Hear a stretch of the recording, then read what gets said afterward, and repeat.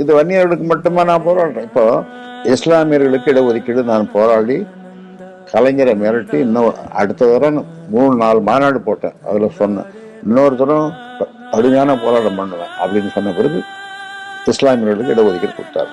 அதே மாதிரி அருந்ததியர்களுக்கு அதே மாதிரி நான் குரல் கொடுத்து அவர்களுக்கு இடஒதுக்கீடு வாங்கி கொடுத்தேன். அப்புறம் வன்னியர்களுக்கு மட்டும் 108 ஜாதிக்கு எம்பிசின்னு ஒரு கோட்டாவே வாங்கி கொடுத்தேன்.